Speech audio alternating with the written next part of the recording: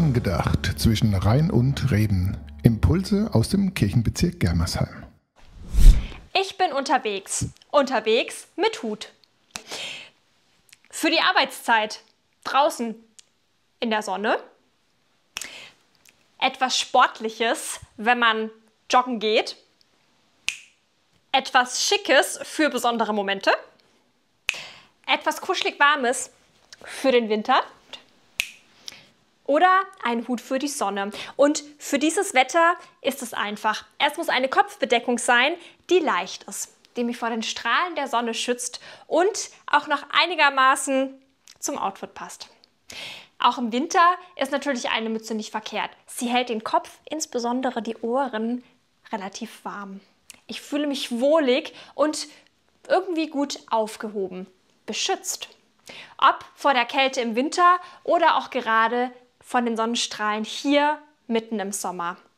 Aber ein Hut ist nicht nur ein schönes und modisches Accessoire und besonders schick, sondern auch handlich, leicht, gut geeignet, um ihn überall hin mitzunehmen.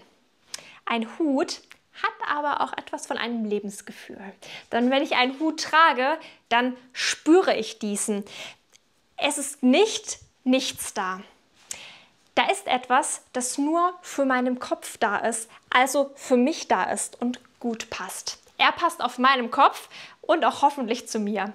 Er beschützt mich.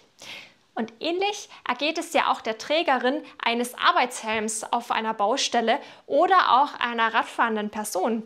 Man fühlt sich sicher und man kann sich auch ganz anders bewegen, frei bewegen, sicher durchs Leben gehen. Denn ein Leben ohne Risiken ist leider nicht immer möglich. Und wenn ich mir die Kopfbedeckungen so ansehe, dann muss ich an eine ganz besondere Zusage denken. Der Herr behütet dich, er wacht über dein Leben. Und da ist es mitten im Alltag doch ein wunderbares Symbol, das mich daran erinnert, dass Gott hier ist, dass er mich beschützt und ich behütet durchs Leben gehen kann. Und das wünsche ich auch euch. Eine behütete Sommerzeit und Gottes Segen.